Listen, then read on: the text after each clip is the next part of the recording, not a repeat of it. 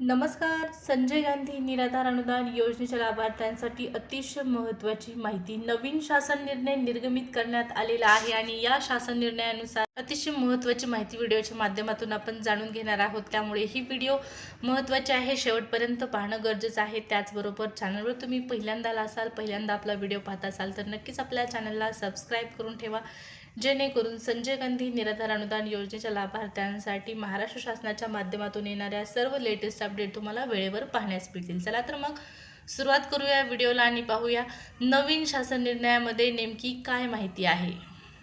तर दिव्यांग कल्याण विभागाच्या माध्यमातून 13 मार्च रोजी एक शासन निर्णय GR निर्गमित करण्यात आलेला आहे आणि या GR नुसार दिव्यांग व्यक्ती हक्क अधिनियम 2016 या अधिनियमाने पूर्वीचा कायदा अधिक्रमित करून अधिक व्यापक व प्रगत दृष्टिकोन उपलब्ध करून दिला आहे. त्याचबरोबर अधिनियमाने सक्षमीकरण, समानता व सर्व समावेशकतेच्या तत्वांचा संपूर्ण स्वीकार करून केवळ सुविधा पुरवण्यावर मर्यादा राहता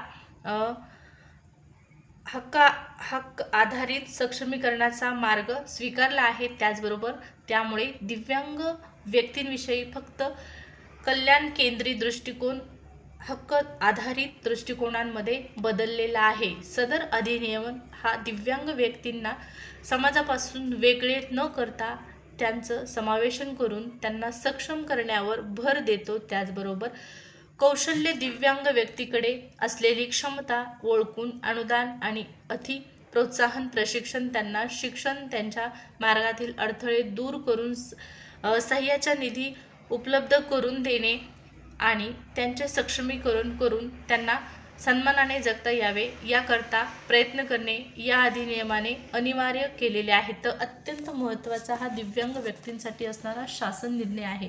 पहा, 2026 मध्ये दिव्यांग सहाय्यक कल्याण विभागाची नव्याने ठिकाणी आपल्याला निर्मिती करण्यात आलेली आहे. माहिती असेल बऱ्याच दिव्यांगांना, बऱ्याच दिव्यांग व्यक्तींना माहीत नसेल.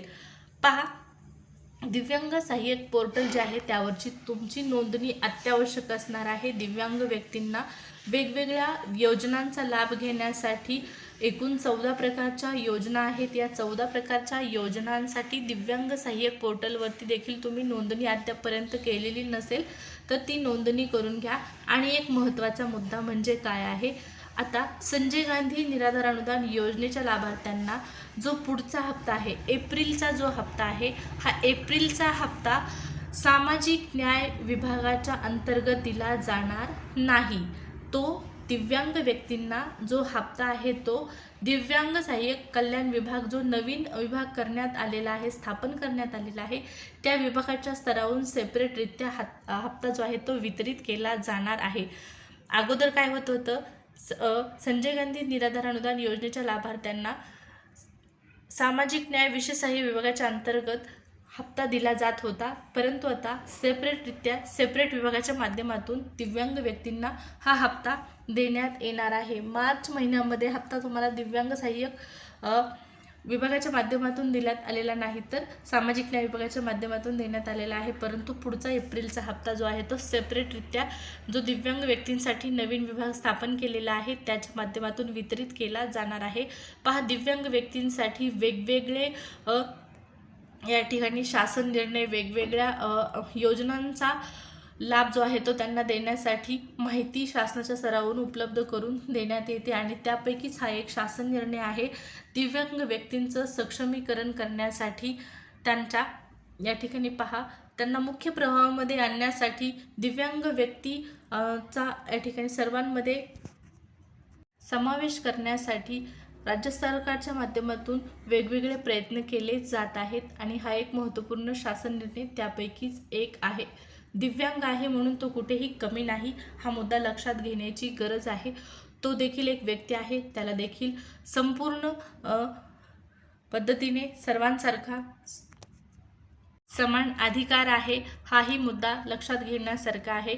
सामाजिक न्याय विभागाच्या अंतर्गत आत्तापर्यंत दिव्यांग व्यक्तींसाठी वेगवेगळे निर्णय घेतले गेले होते आणि आता दिव्यांग विभागाच्या माध्यमातून त्यांच्यासाठी आणखीनही महत्त्वपूर्ण वेगवेगळे निर्णय घेण्यात येतील.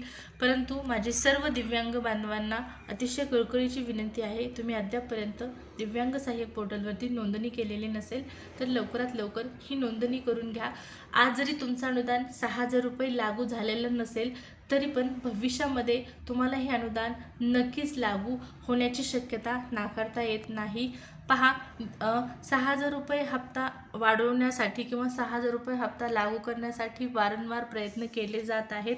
आता आपल्याला काही स्तरावर त्या ठिकाणी यश आल्याचं पाहण्यास मिळत आहे आणि ते म्हणजे 1,500वरून 2,100 रुपये झालेले आहेत. आज ना उद्या हे अनुदान वाढणार आहे. परंतु या योजनेमध्ये एक महत्त्वाचा मुद्दा आहे की खऱ्या दिव्यांगांनाच या योजनेचा लाभ मिळाला पाहिजे. त्यामुळे बोगस दिव्यांग योजनेच्या बाहेर पडले पाहिजेत आणि बोगस दिव्यांग ज्यावेळेस योजनेच्या बाहेर पडतील त्यावेळेस नक्कीच आपण म्हणू शकतो की 6,000 रुपये हप्ता व्हायला काहीच अडचण असणार नाही. कारण जो निधी आहे तो कमी पडत आहे सरकारच्या स्तरावर आत्ता. आणि याचं महत्त्वाचं कारण आहे की या योजनेमध्ये बरेच बोगस दिव्यांग आहेत. बोगस दिव्यांग जोपर्यंत बाहेर पडत नाहीत तोपर्यंत 6,000 रुपये हप्ता होऊ शकत नाही. हाही मुद्दा लक्षात घेण्याची गरज आहे. त्याचमुळे तुकाराम मुंढे साहेब यांच्या माध्यमातून वेगवेगळे प्रयत्न केले जात आहेत. बोगस दिव्यांगांची पडताळणी सुरू आहे आणि ती लवकरच पूर्ण केली जाईल. बोगस दिव्यांगांना योजनेतून बाहेर पडल्याच्या नंतर 6,000 रुपये होण्यासाठीचा जो हप्ता आहे मार्ग आहे तो मोकळा होण्याची शक्यताही नाकारता येत नाही. आज ना उद्या अनुदान वाढेल, परंतु सध्या जे अनुदान मिळत आहे त्या अनुदानाचा लाभ घेण्यासाठी शासन स्तरावरून ज्या काही सूचना येतात त्या सूचनांचं पालन देखील करणं गरजेचं आहे. आता तुमच्यापैकी बऱ्याच लाभार्थ्यांना, बऱ्याच दिव्यांगांना 1,500 रुपयेच मिळत आहेत, 2,500 रुपये मिळत नाहीत. तर त्या दिव्यांगांना सूचना आहे की तुम्ही KYC केलेली नसेल तर KYC करून घ्या. UDID आणि आधार कार्ड लिंक करून घ्या. त्याचबरोबर ज्या काही तुम्हाला सूचना तुमच्या तहसील कार्यालयाच्या माध्यमातून देण्यात येतात त्याही जाणून घ्या, वेळेमध्ये पूर्ण करा, जेणेकरून तुम्हाला नियमितपणे सुरळीत अनुदान मिळत राहील. बरेच असे व्यक्ती आहेत ज्यांना 2-4 महिन्याचे हप्ते आलेले नाहीत, तर त्यांना स्पष्ट सूचना आहे, तुम्ही नव्याने हा फॉर्म भरा योजनेचा, म्हणजे तुम्हाला लाभ सुलभपणे मिळत राहील.